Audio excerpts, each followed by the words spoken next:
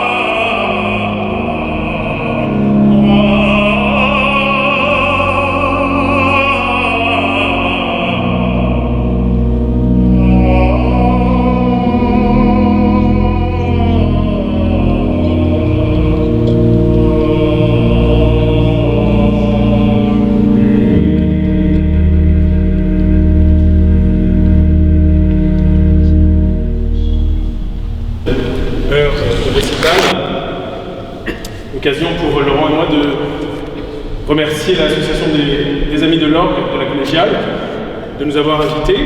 D'abord parce que personnellement je découvre cette magnifique collégiale.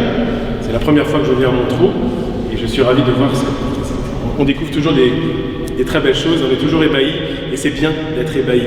Donc on est très heureux d'être là avec Laurent. Merci à Didier. Voilà, ça a été un concert reporté, donc on est content d'avoir pu réaliser ce rendez-vous.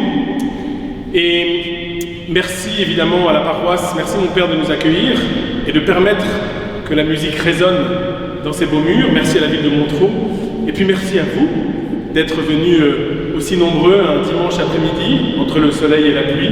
Ça fait chaud au cœur de voir un public curieux continuer à aller au spectacle curieux. Et merci de nous permettre à Laurent et à moi de pouvoir exercer et aux autres artistes les métiers que nous faisons, tout simplement. Voilà, sans démagogie aucune, bien sûr. Alors pour terminer ce concert, j'ai choisi de continuer d'évoluer un petit peu dans la chronologie. Et j'ai choisi de prendre, on a eu Ave Maria, on a eu Hosanna, j'ai choisi de prendre un Alléluia, peut-être un des plus célèbres qui existe.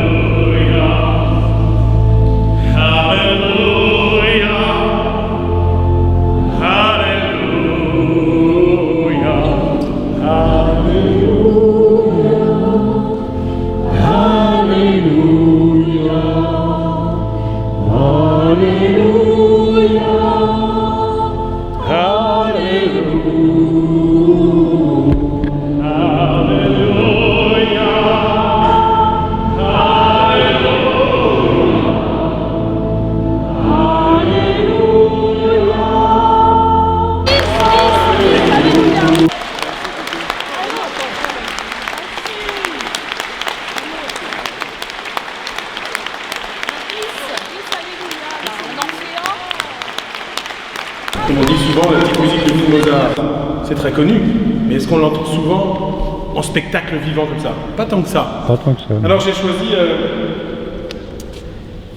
un bis, que vous connaissez. J'aime bien les Ave Maria, donc j'ai repris un Ave Maria. Ça pourrait presque être la thématique du concert. Et j'ai choisi celui de Franz Schubert. J'ai une question. Est-ce que l'Ave Maria de Schubert est bien de Schubert? La réponse est oui. Comme ça au moins c'est réglé. En revanche, En revanche, est-ce que l'Ave Maria de Schubert est un Ave Maria? Déception? Non. Pourquoi? À 28 ans, Schubert décide de se plonger dans la lecture de La Dame du Lac, le fameux poème épique publié par l'Écossais Walter Scott. Schubert, vous savez, c'est pas la grande joie. Un peu dépressif, vous le surnommez le petit potelé, pas beaucoup de succès avec les femmes. Mais voilà, il a cette séduction de ce poème, et il en fait un cycle de leaders. Le Lied est à l'Allemagne ce que la mélodie est à la France. Schubert est un maître du Lied. Donc c'est un poème chanté. Schubert, donc, décide d'écrire un cycle de Lied. Dans le Lied, la mélodie est portée par la voix et l'accompagnement par le piano. Et ici, vous allez voir quelque chose d'assez étonnant. Laurent, est-ce que tu peux prendre la partition que je t'ai envoyée?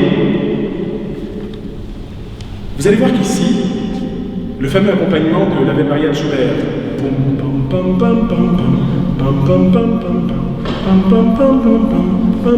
etc. Eh bien, en fait, Schubert s'est inspiré de la cantate de la cloche de Bach. Intéressant. La cloche des morts, l'air des agonisants. L'accompagnement de Schubert se fait ici, cloche des morts. Est-ce que Laurent, tu peux nous jouer la cantate de la cloche?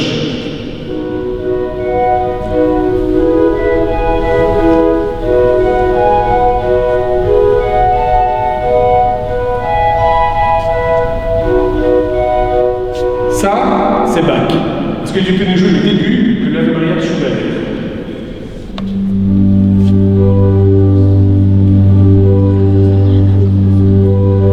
Je ne suis pas spécialiste en droit intellectuel, mais à une certaine époque, Schubert a peut-être eu des petits problèmes. C'était commun à l'époque. Haydn s'est inspiré de Mozart, etc., etc. Alors, c'est intéressant parce que cette cloche des agonisants, cette cloche des morts, elle fait référence à quoi? À ce que nous dit le poème, à ce que justement ne nous dit pas le poème, que la mort rôde autour de la grotte, près du lac. L'histoire d'Hélène qui vient pleurer sa peine de devoir épouser Roderick pour sauver son père. Elle va pleurer près du lac Catherine. Et le chant d'Hélène, ce fameux chant d'Hélène, est si beau que l'Église a décidé de s'en emparer, tout simplement, pour troquer les vers de Walter Scott, qui sont en allemand, par la prière latine de Saint Pie V. Donc, toute la partie latine est arrivée après. C'est pour ça que je vais vous interpréter le premier couplet en allemand, dans sa composition originelle, et le deuxième en latin. Et vous verrez qu'en latin, la prosodie ne fonctionne pas si bien que ça sur la musique, et qu'on ne sait jamais trop où mettre les syllabes. C'est qu'elle n'a pas été écrite au départ pour ça. Mais on peut dire quand même qu'aujourd'hui, cet Ave Maria est un vrai Ave Maria malgré tout.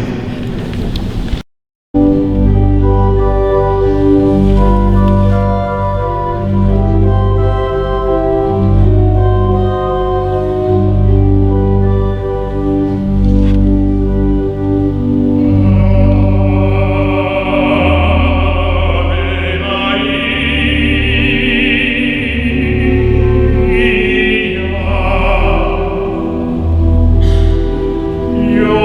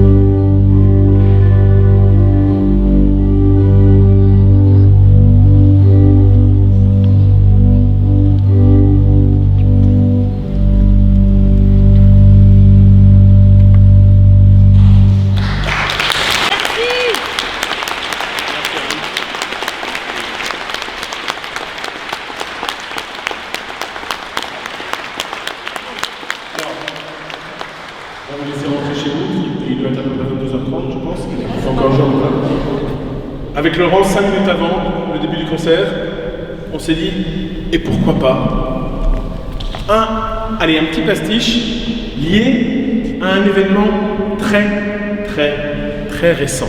Je n'en dis pas plus.